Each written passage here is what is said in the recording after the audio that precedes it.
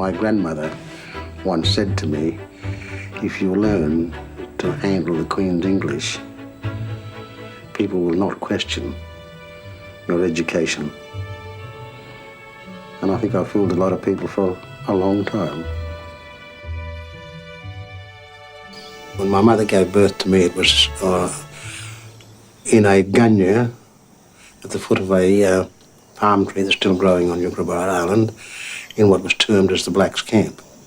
Of course, when she was deserted by her first husband, we moved to Lismore, and we lived on the bank of the Richmond River in very shocking circumstances in those days. Grandfather cleared out under the lantana bushes and went to the rubbish dumps and got pieces of iron and sort of built a shelter underneath the lantana bushes, and that was where we lived. My first wife was a young woman. She was working on a cattle station, and so was I. We finally got married, and Mona didn't like just sitting around the house, so she got herself a job with the ambulance superintendent's wife as a domestic. One day she was doing some ironing, and she happened to have the iron a bit hot or something, and she scorched or burnt one of the hankies that she was ironing. And the superintendent's wife grabbed hold of the hanky and said, "You stupid black bitch, what did you do?" And of course Mona slapped her. Well, under the government regulations and rules pertaining to Aboriginal people, that was very, very naughty. And so she was picked up by the police, held in the police station, and escorted, sent back to Palm Island under escort. So for 16 years I lived on an Aboriginal community called Palm Island just outside of Townsville. I was interested in politics, or party politics, because of a couple of young, wonderful people. One became my stepdaughter, and the other is her husband. We used to have lots of discussions about politics. And I suppose all my life, being a working man, I felt automatically that I should support the Labor Party because they're supposed to be for the working class.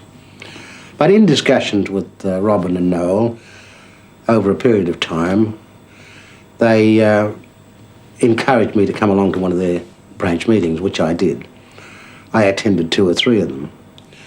But in 1967, the referendum was coming up with the question, one of the questions was about Aboriginal people, whether they'd be counted in the census and should the government make special laws for Aborigines.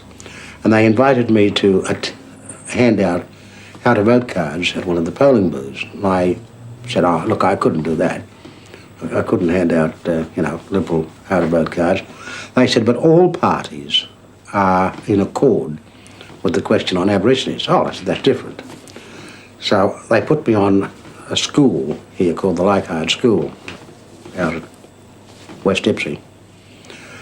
And I was on the polling booth from 8 o'clock in the morning till about 4 o'clock in the afternoon. And a big flash car pulled up and 2 men stepped out of it. One was the member for Oxley at that time, Bill Hayden, and the other was his campaign manager, Jack Perrott. Bill walked up to me and he said, "What in the hell are you doing handing out those cards?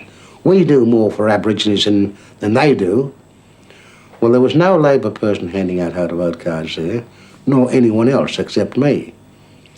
And I said, "Well, who the hell are you anyway?" He said, "I'm Bill Hayden, the member for Oxley." I said, "Well, look, Mr. Hayden, I'd look silly handing out Labor how-to-vote cards when I'm a member of the Liberal Party." Because it annoyed me to think that anyone could come up to me and assume that I would be automatically handing out a particular set of how-to-vote cards. No one had that right. Were you a member of the Liberal Party? No, not at that time. But I was the next day. The day I was sworn in was a very emotional day for me. Sitting in the gallery was my wife and my fiancée at that time, and the girl who was to be my stepdaughter, Robin, and 2 Aboriginal women there were only 2 Aboriginal people in the Parliament the day I was sworn in. The custom for a new senator coming into Parliament is that 2 of your colleagues from your side of Parliament are supposed to grab you, one on each side, and drag you up to sign in to be a senator. As they were leading me up, I looked up and around the galleries, and I could feel that the whole Aboriginal race of those who had gone before were all up there. And I could visualize, I could hear voices.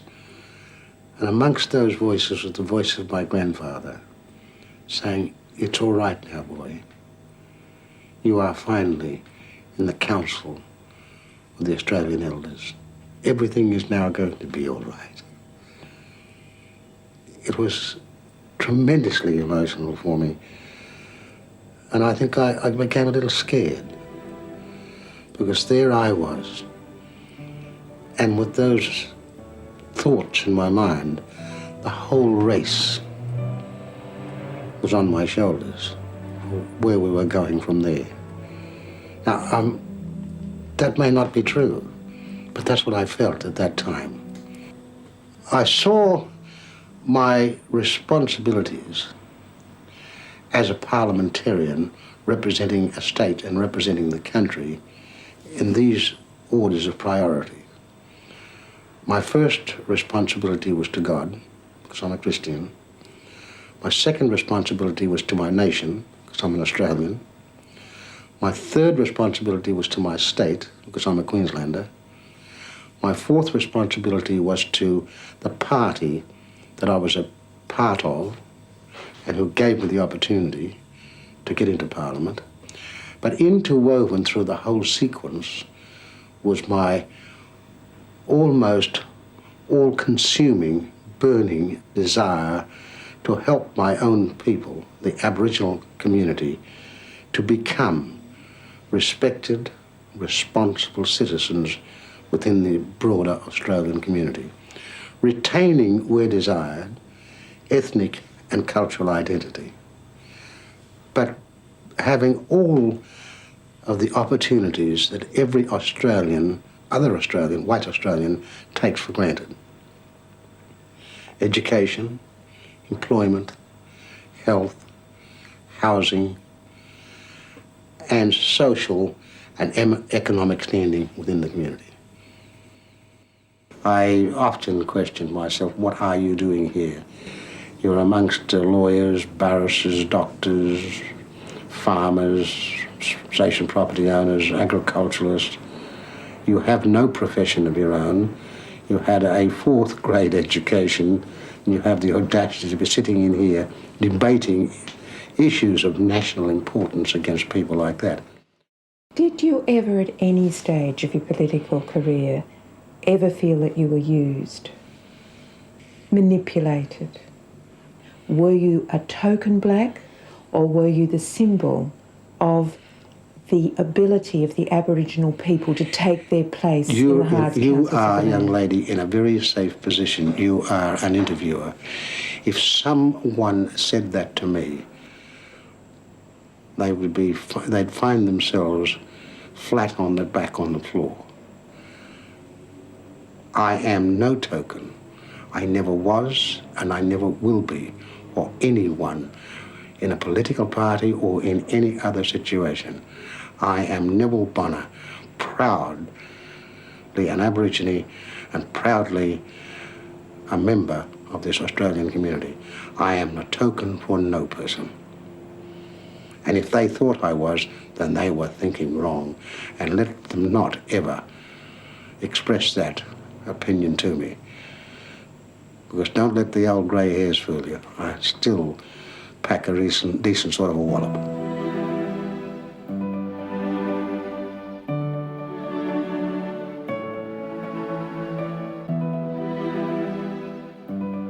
When I lost my seat in 1983, and since I've been very, very sad about the fact that whilst we, the Aboriginal people, the first Australians, make up 2% of the Australian population, there is not an Aboriginal voice in the federal parliament. And I, rightly or wrongly, I feel that there'll never be another one in my lifetime, because I don't think the mainline political parties are prepared to give an Aborigine an opportunity where an Aborigine can make it.